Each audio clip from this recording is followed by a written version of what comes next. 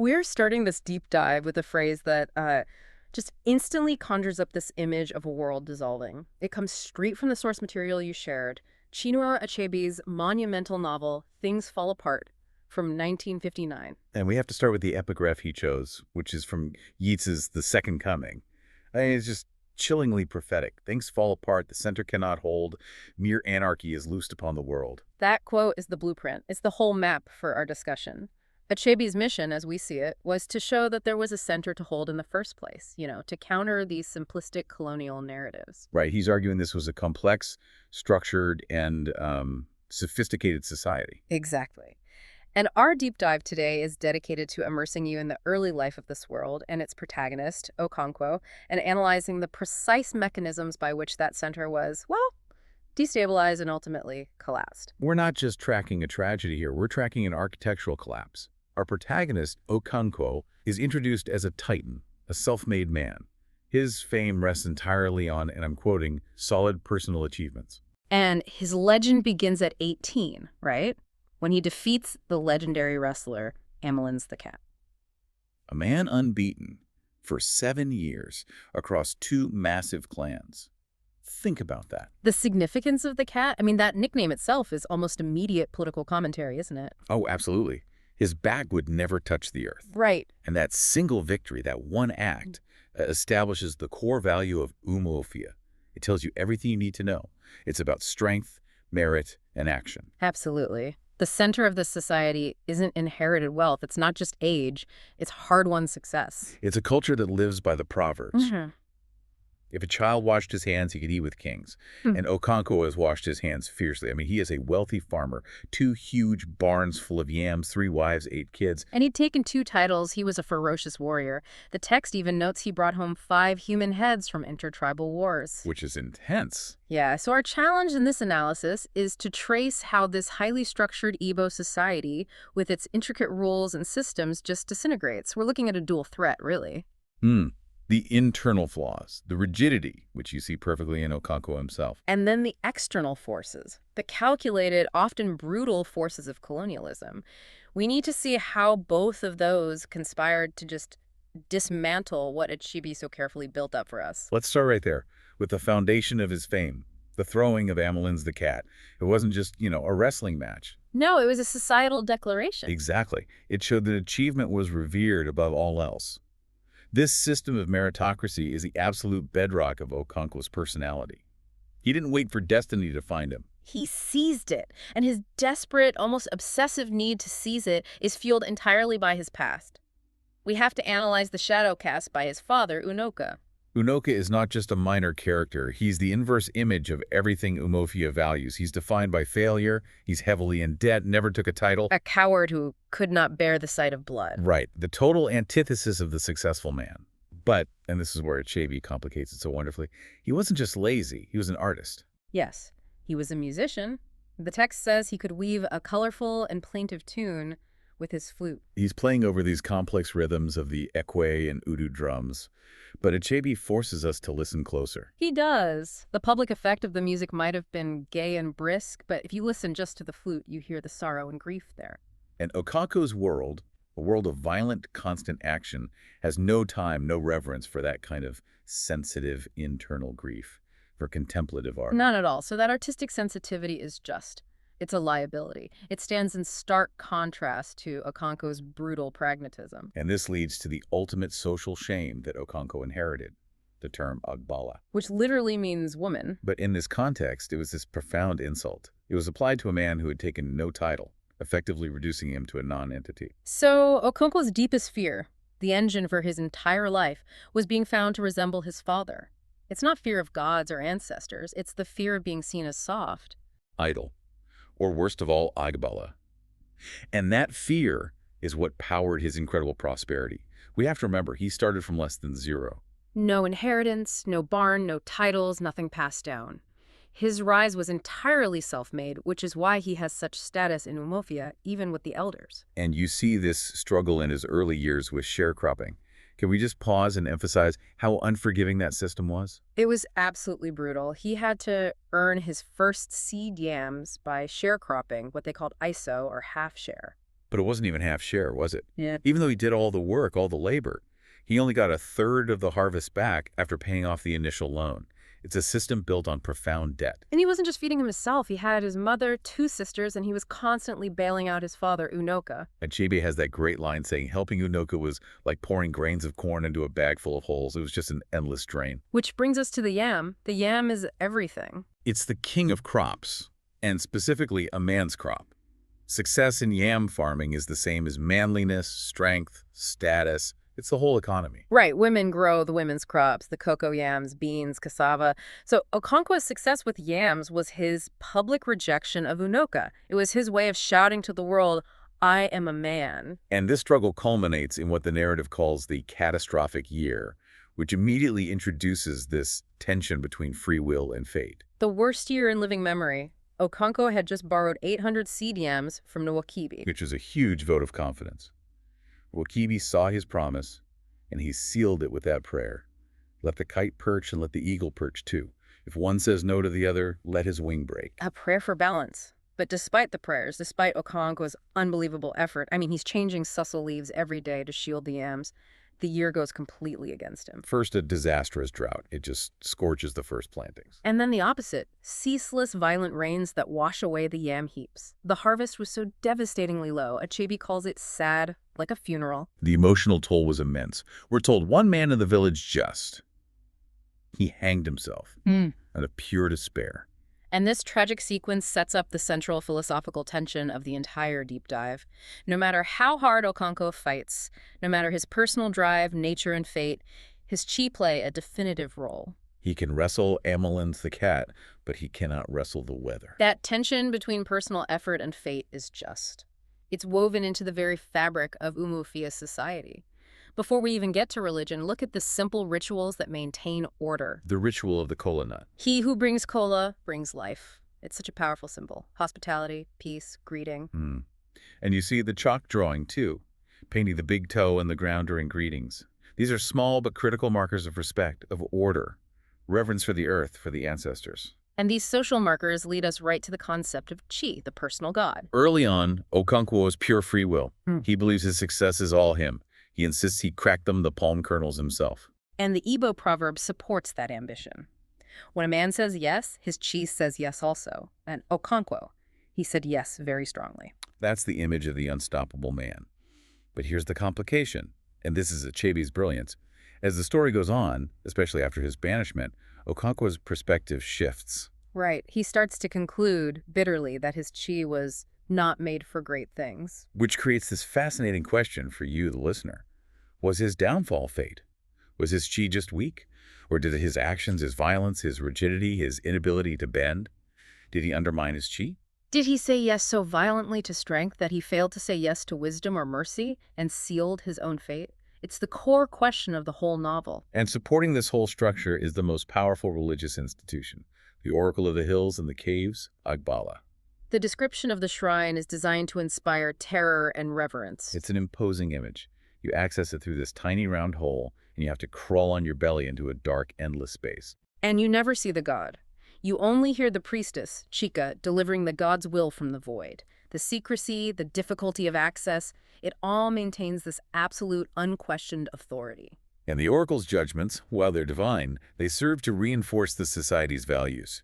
When Unoka goes to Agbala about his terrible harvests, He thinks he's offended some ancestor. right.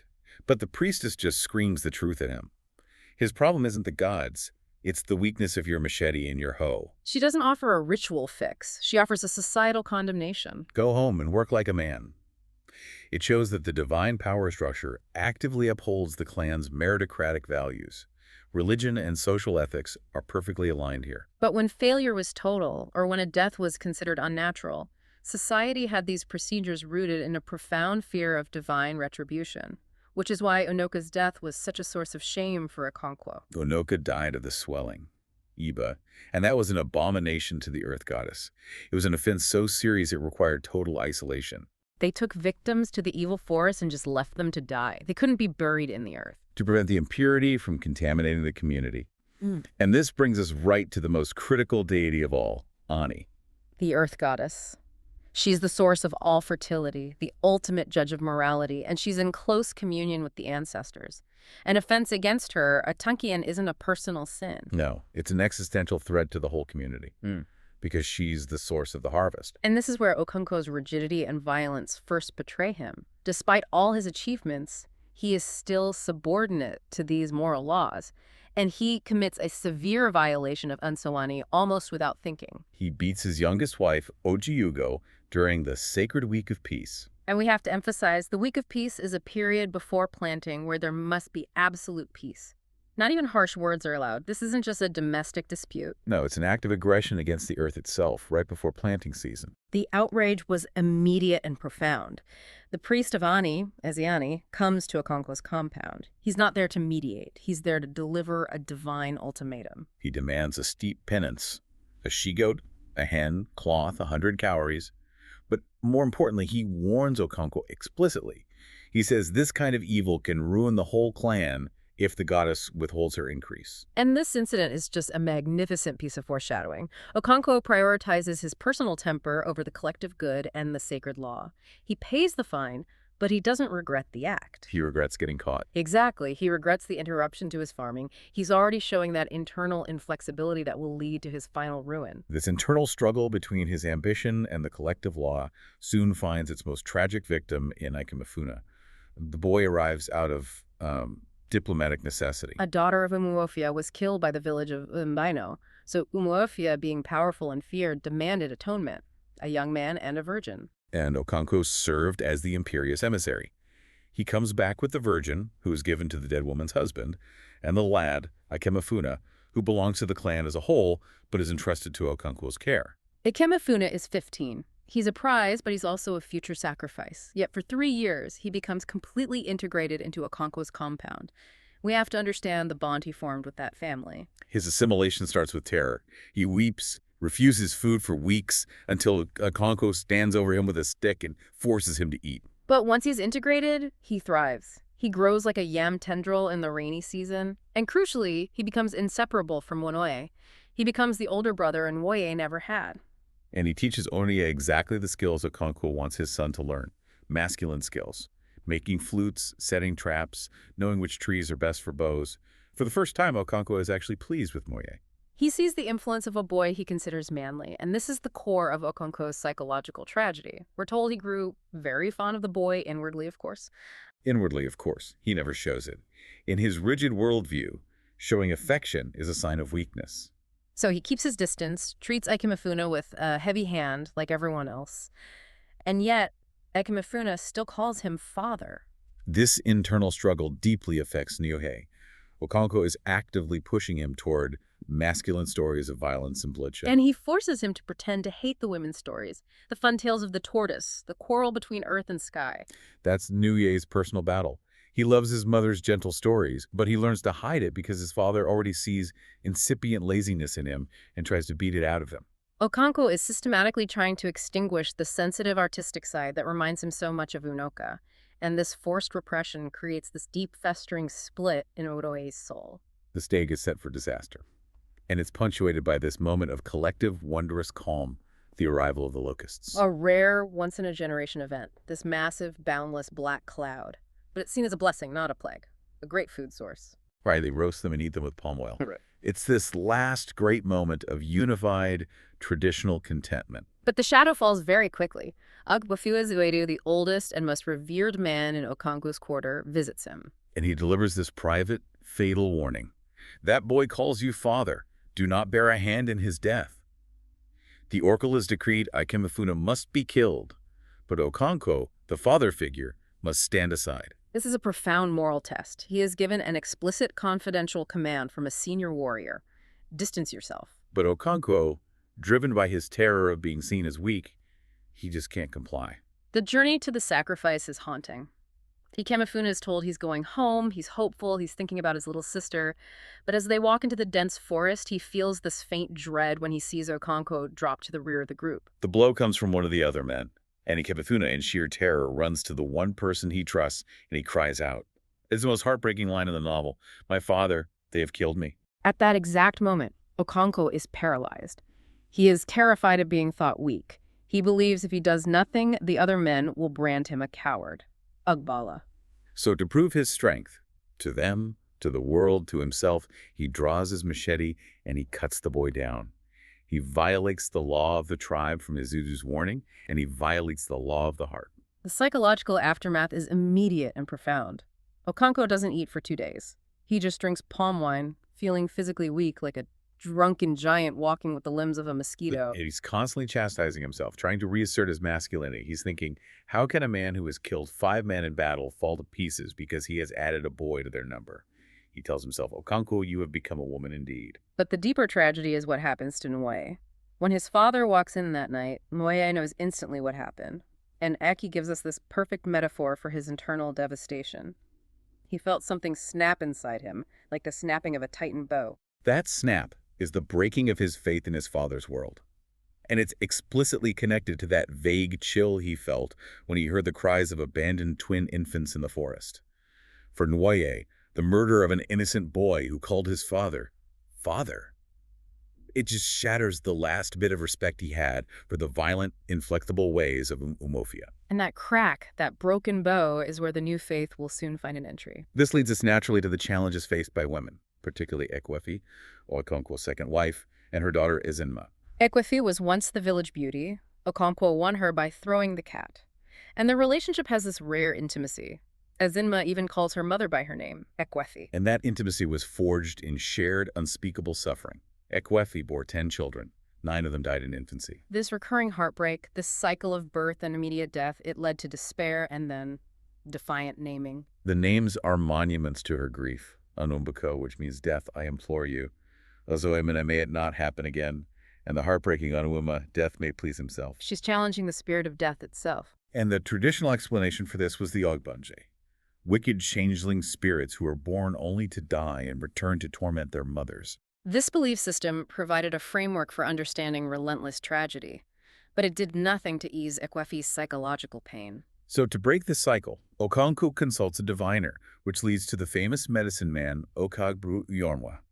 He's called in to address Ezinma, the only surviving child who's constantly frail. Okagbu determines that Ezinma is, in fact, an Ogbanje. And the key to severing her spiritual bond is to find her Iuwa, a special stone that links her to the spirit world. The search for the Iuwa is a powerful scene. It's a communal event.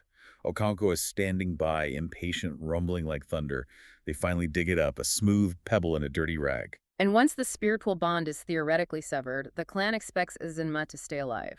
Ekwefi believes it, but her anxiety is still there. She knows some clever Ogbanje might mislead people with a fake Iuwa. This just reveals how absolutely entangled the physical and spiritual worlds are in Umofia. Traditional medicine and faith were the only defense against inexplicable tragedy. Now let's turn to the formal mechanisms of justice. We see this with the trial of Uzuwulu and Migbafo, held on the Ilo, the village playground. This isn't just a court, it's the Agugu court. Overseen by 9 masked ancestral spirits, one for each of the 9 villages. And the ritual maintains authority through mystery. When the Agugu emerge, they are believed to be the ancestors themselves. But we, the audience, are clued into the clan's great secret. Right. The second Agugu had the springy walk of Okonkwo. But the community, especially the women, must maintain the absolute pretense that these are truly spirits. This dual awareness knowing men are behind the masks, but believing the spirit is present is the cornerstone of their legal authority. The case involves Uzowulu demanding the return of his wife, Migbafo, and her bride price. He claims her brothers kidnapped her. But her brother, Odukwe, says Uzuwulu is a beast who beat Migbafo until she had a miscarriage, and they took her to save her life. And the leader of the spirits, Evil Forest, delivers this remarkable verdict. It shows that Igbo jurisprudence prioritizes restoration and harmony over strict legal enforcement. He doesn't just rule on who is owed what. He tells Uzolu to take wine to his in-laws and humbly beg Migbafo to return. And he explicitly warns him, it is not bravery when a man fights with a woman. And he warns Odukwe's side that if the wine is brought, they must let her go. The verdict isn't about punishment. It's about restoring domestic peace. It avoids financial ruin or permanent separation. This emphasis on subtlety and social harmony is highlighted again during the bride price negotiation for Obiorika's daughter, Akuke. Right, at her Yuri ceremony. Yeah. The suitor, Ibe, brings 50 pots of palm wine. And the negotiation is so careful and respectful. They use broomsticks as symbolic counters for the cowrie bags. Obirika asks for 30, but after some gentle discussion, they settle on 20. And the elder mediating says, as the dog said, if I fall down for you and you fall down for me, it is play. Marriage should be a play and not a fight. It's a world away from how other clans do it, where they haggle rudely as if they were buying a goat or a cow. Umufia is a self-aware, highly cultured society. And all of Okonkwo's achievement and standing are just violently erased in Chapter 13 by what is called the ultimate crime. At the funeral of the great warrior, Ogbwifia Zoidu, this solemn, explosive ceremony with dancing and gunshots, Okonkwo's old gun explodes by accident. And it kills Zoidu's 16-year-old son. It's a tragedy rooted in sheer misfortune. This accidental killing is deemed the female Ochu, an inadvertent crime. But the consequence is absolute and mandatory exile for 7 years. The reaction is immediate and brutal. Okonkwo and his family flee to his motherland, Mbanta. But as soon as day breaks, the men of Zoidu's quarter, including Okonkwo's best friend, Obirika, storm his compound. They systematically destroy everything he built. They set fire to his houses, kill his animals, destroy his barn. But the text gives us this chilling detail. They did it with no hatred in their hearts against Okonkwo. They were just messengers, enacting the justice of the earth goddess. They were cleansing the land of the abomination. The collective destiny of the clan outweighs the individual's misfortune. But this horrifying act kicks off a deep philosophical crisis in his best friend, Obirika, the man who thought about things. Sitting in his hut, mourning his friend, he starts wrestling with the fundamental logic of his world. He's pondering the injustice of it all. Why should a man suffer so grievously for an offense he had committed inadvertently? Obirika is essentially the novel's internal critic. He connects this to the practice of throwing away twin children. He asks what crime they committed. He ultimately defers to the Earth's decree, but he is questioning the very foundations. Okonkwo finds refuge in his motherland, Mbanta, with his uncle Ukundu. And it's Ukundu who delivers this quiet, profound lesson on the meaning of Nika, mother is supreme. It's a gentle counterpoint to Okonkwo's obsession with male hardness. Ushindu explains that a man belongs to his fatherland when life is sweet, but he finds refuge in his motherland when there is sorrow and bitterness. When the father rejects you, you run to the mother. It's a lesson that's meant to restore Okonkwo's psychological center, to force him to accept that refuge isn't weakness. Ushindu even uses his own history, burying 22 of his own children, to warn Okonkwo that despair will kill him if he lets it. But the sanctuary of the motherland is already shadowed by a much greater threat. In his second year of exile, Obirika visits and shares the strange and terrible story of a neighboring clan, the Abam massacre. This is the first stark, terrifying warning. A lone white man riding an iron horse, a bicycle appeared. The Abaman oracle immediately warned that this man was a harbinger who would break the clan. And the Abame reaction was traditional. They killed the white man and tied his bicycle to their sacred tree, expecting it would run away and call his friends. They dealt with him within their own legal framework. But the retaliation was swift, calculated, and total. It followed a logic completely foreign to them. Later, 3 white men and their followers surrounded the market on a busy day. Obirika believed they used some powerful medicine to stay invisible until the market was full.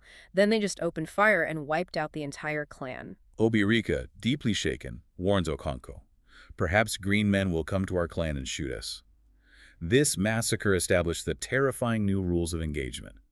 Colonial violence is total and indiscriminate. They don't respect Umufia's rules, they just wipe out the opposition, and that sets a precedent that will haunt Umufia's final decisions. The threat soon arrived in Mbanta itself, not with guns at first, but with doctrine.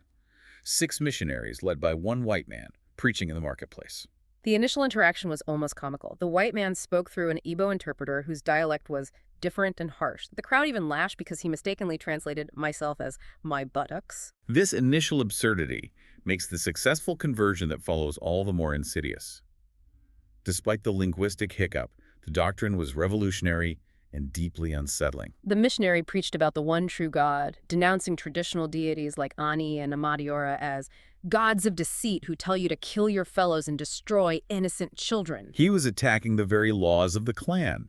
The elders asked who would protect them from the anger of their neglected gods, and the missionary just dismissed them as pieces of wood and stone. For a society where the spiritual and physical are inseparable, this was radical anarchy. Okonkwo attended, hoping to see the man torn to shreds. He dismissed the Holy Trinity as mad logic. If God has a son, he must have a wife. and they must all have buttocks.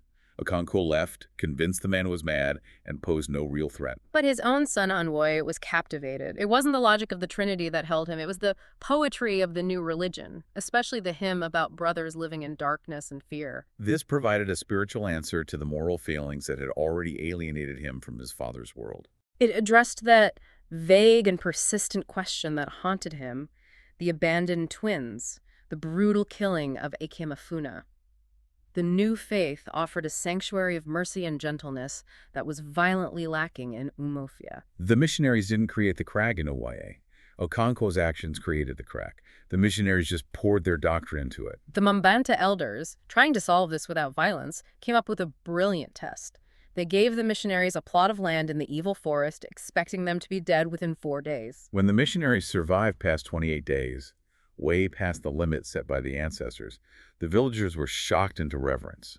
It was believed the white man's fetish had unbelievable power. The traditional gods seemed to have failed to defend themselves. And who were the first to convert? The source tells us they were largely the ifufu, a word meaning worthless, empty men, men with nothing to lose. The metaphor Achebe uses is biting. A man who sells his machete and wears the sheath to battle. They were the excrement of the clan, the marginalized who found dignity in this new structure. This appeal was compounded by their acceptance of the Osu, the outcasts. An Osu was a person dedicated to a god, strictly taboo. They couldn't marry, take titles, or attend assemblies. Mr. Kiyaga, the Igbo teacher, stood firm. Before God? We are all children of God. When the Osu shaved their taboo hair and didn't die, many more joined. The church successfully established itself as a counter-society built on rejecting Umuofia's internal rigidity. When Okonkwo's cousin saw Nwoye among the Christians, he brought the news to Okonkwo. And Oko just exploded. He seized Nwoye and beat him savagely until Ikindu intervened. Nwoye left immediately for the mission school in Umuofia. And Okonkwo, staring into the fire, rationalized this devastating loss with the ultimate expression of his despair. He concluded Nwoye was cold, impotent ash, begotten by living fire. He saw it as the final proof that his chi was against him. His lineage was ending not with a roar, but with a whimper. The tension finally culminated in the sacred python conflict. The royal python was revered. A zealous Osu convert named Okoli reportedly killed it. A profound sacrilege. Okonkwo violently advocated for war. Wipe out the mission now. But the elders maintained their caution, remembering Abame. They decided to ostracize the Christians instead of fighting. Their rationale was traditional. It is not our custom to fight for our gods. If a man kills the sacred python, the matter lies between him and the god.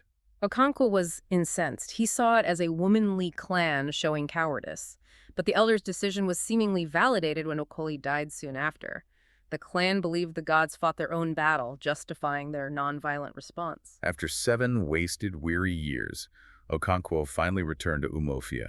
Still dreaming of reclaiming his lost status, he held this massive feast for his kinsmen, the Umuna, in the grand old way. But his return was profoundly disappointing. Umuofia had fundamentally changed. No one really cared that their great warrior was back. Their minds were on the new economy. The white man had brought a trading store.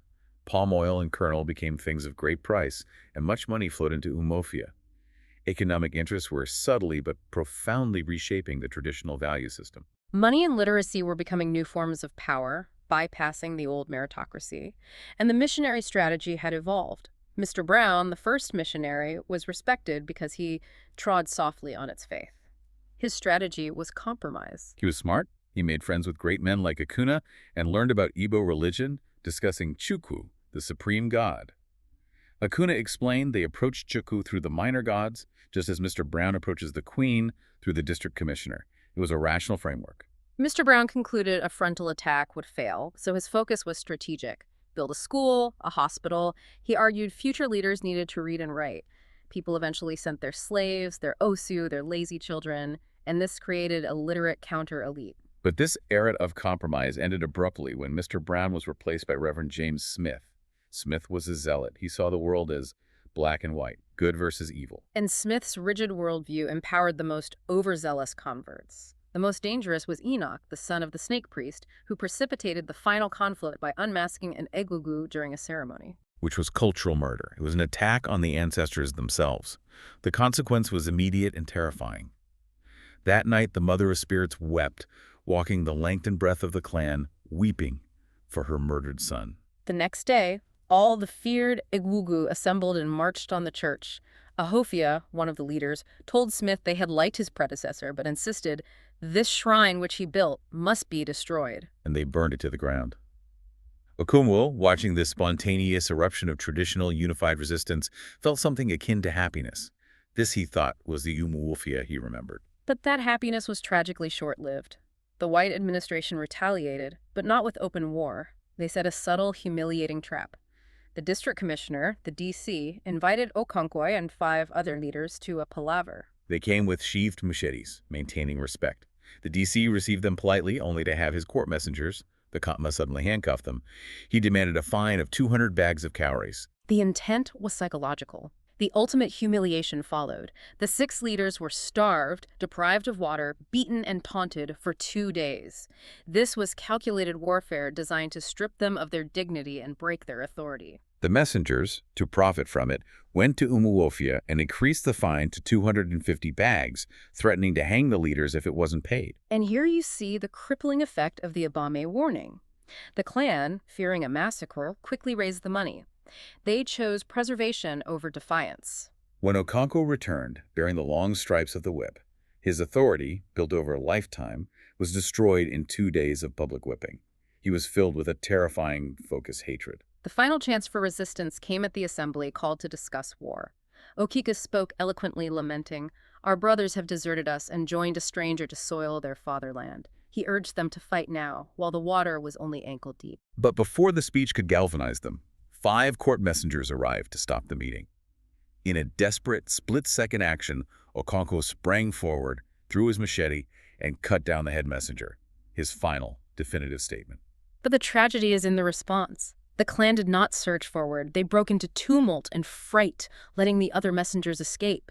And Okonkwo knew in that moment of silence and fear, Umuofia would not go to war.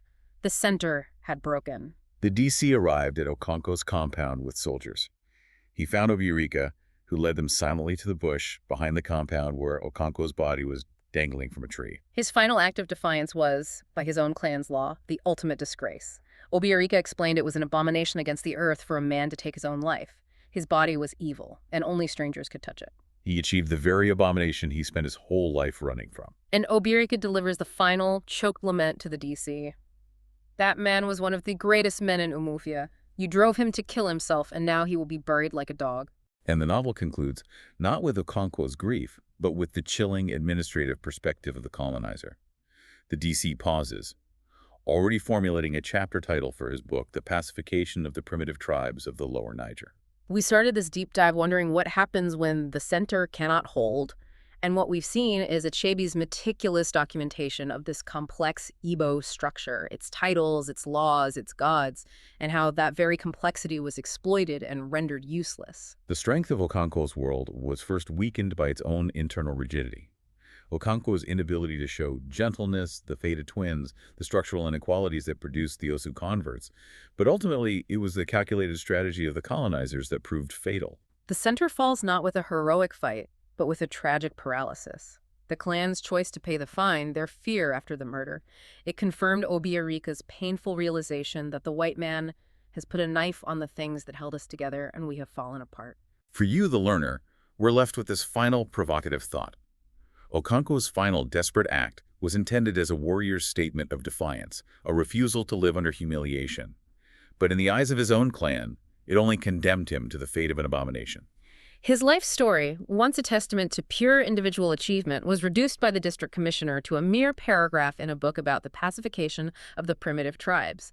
Ask yourself, whose perspective dictates history?